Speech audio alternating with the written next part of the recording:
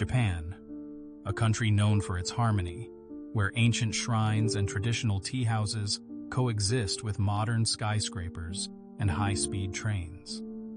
Its exquisite cuisine and breathtaking landscapes capture our senses, while its anime culture captures our imagination worldwide. With remarkably low crime rates, Japan presents itself as a model of safety and order. However, beneath this polished image, there may be unsettling truths hidden. Are we seeing the full picture, or is there a darker side lurking behind the elegance of tradition and the vibrancy of popular culture? Unsolved mysteries that have puzzled investigators and onlookers for decades lie in the quiet corners of this seemingly serene society. These cases remain shrouded in silence, as if they never happened, and continue to challenge the comfortable narrative of Japan's safety. Tonight, we shed light on one such persistent puzzle. For over 20 years, it has remained submerged under still waters and hushed whispers in Toyama Prefecture, defying the belief that Japan is a peaceful nation. Each new piece of evidence only deepens the mystery, and every unanswered question chips away at our assumed certainties. If a land renowned for peace and harmony can hold such enigmatic secrets, what else might be hiding in its shadows? Join us as we venture into these unexplored corners of Japan's history, confronting a tale that refuses to conform to expectations and leaves us questioning if the truth will ever truly come to light.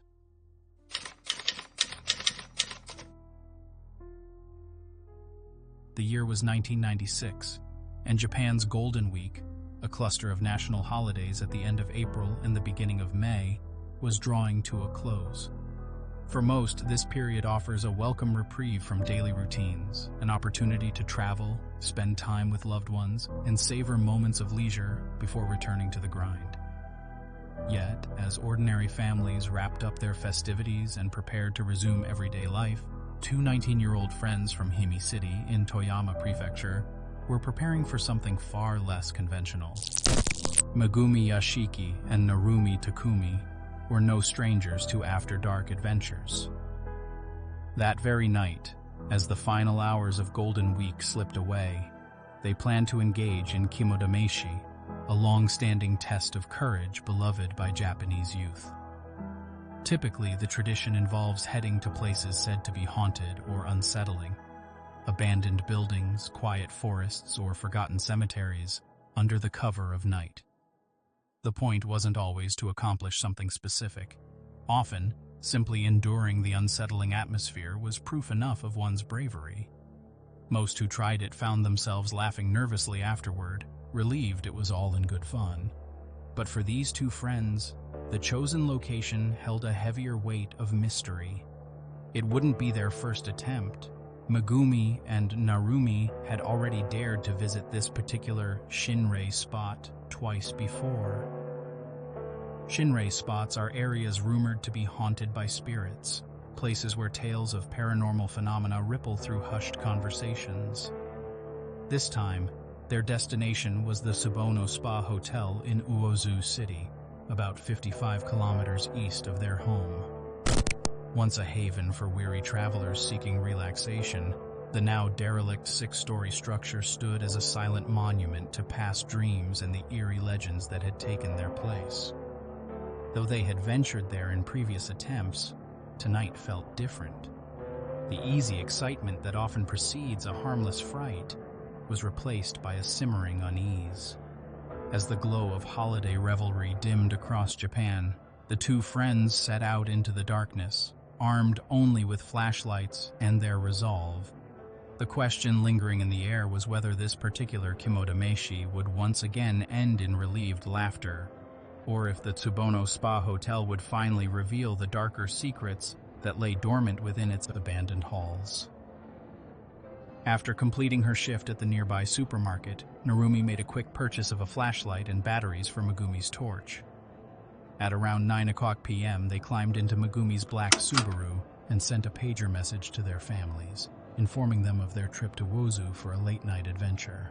The girls made a brief stop around 9:30 p.m. at Kayomaru Park in Imizu, chatting with friends and reiterating their plan. By 10 p.m., they were seen refueling in Wozu, seemingly on schedule. Approximately an hour after, a friend of theirs received one last pager message. "We are in Wozu." It was the mid-1990s, a time before mobile phones had fully integrated into everyday life. Pagers served as a primary mode of quick communication, and if you wanted to track someone's exact whereabouts, you relied on face-to-face meetings, landline calls, or personal notes. This final message seemed to confirm that Megumi and Narumi were exactly where they intended to be, or at least close by. But after that message, the two friends and their car simply vanished. No one knew if they ever made it into the Tsubono Spa Hotel's vandalized corridors, or if some unforeseen twist had intervened before they could reach its rumored hauntings. In a world without constant digital connectivity, their abrupt disappearance hung in an unsettling silence, leaving everyone to wonder what truly happened after those 4 final words. Once a tranquil place for rejuvenation and relaxation, the Tsubono Spa Hotel's intended purpose was cut short in 1982 due to financial troubles. With any plans for redevelopment abandoned, the building remained sealed and forgotten. As time passed, it became a popular spot for biker gangs and brave adventurers who would explore its empty hallways. Some sought out paranormal experiences, while others simply rebelled against the eerie silence. The authorities initially searched the decaying structure, believing the missing girls may have entered and met with an unfortunate fate. However, the hotel revealed no evidence, not a single belonging or footprint, leaving the mystery unsolved. In the days that followed, both law enforcement and worried loved ones relentlessly searched the nearby regions. Without the aid of current surveillance methods or mobile devices, there was little to go on. Teams scoured hills and woodlands, investigating every nook and cranny in hopes of finding the girls and their car. As weeks went by, tension grew. A month later, in June, and then again in October, authorities coordinated massive search parties to cover multiple routes. Yet, there was still no trace of Megumi, Narumi, or their Subaru. Despite the lack of evidence and leads, speculation ran wild. Some believed they had willingly disappeared, while others insisted foul play was involved. This conflicting information only added to the frustration of the police, who were forced to scale back their search efforts. As public interest dwindled, the case became just another entry in the long list of unsolved mysteries. Yet for those closest to the missing schoolgirls, the unanswered questions continued to haunt them, unable to let go of the hope that their loved ones were out there somewhere. Nearly 2 decades went by before a shocking revelation emerged. In late 2014, 3 individuals came forward claiming that they had seen a car matching the description of the missing girl's Subaru rolling backwards off an embankment and into the sea near Kayomaru Park on the night of their disappearance.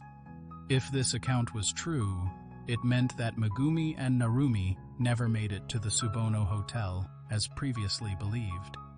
Instead, they may have met their fate in the depths of the dark waters within hours of sending their last message.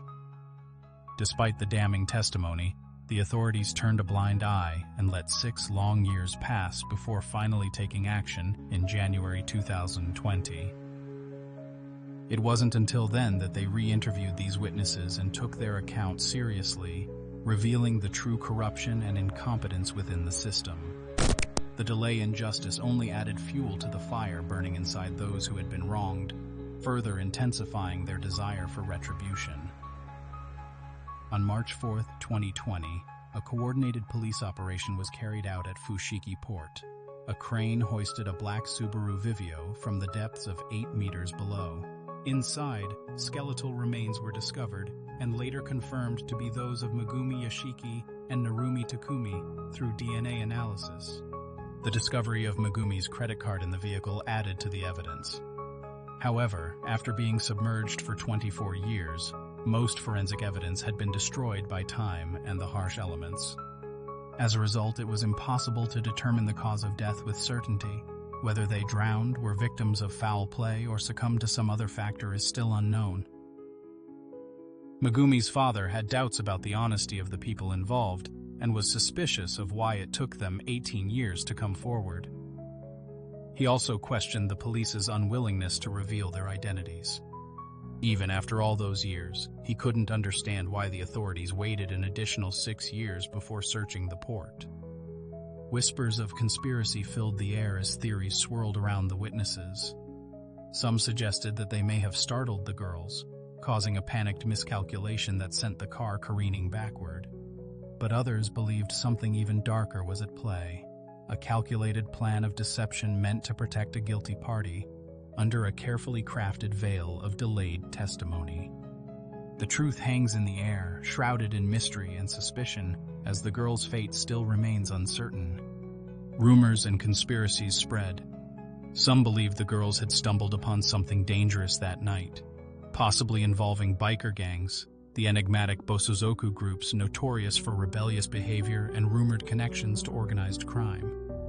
Others speculated about foreign kidnappings and human trafficking, or even supernatural explanations, given the hotel's haunted reputation. Despite the ongoing speculation and rumors, there was never any solid proof to support these theories.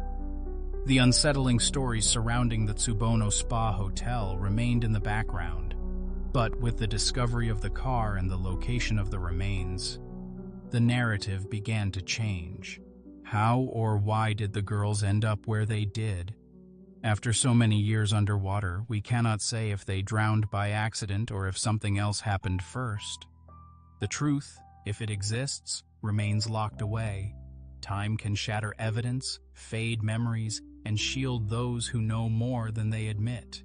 Today, the Tsubono Spa Hotel stands as a haunting testament to shattered dreams. Despite multiple attempts to either revive or destroy it, the once grand structure still clings to its spot on the hills, a silent and scarred sentinel.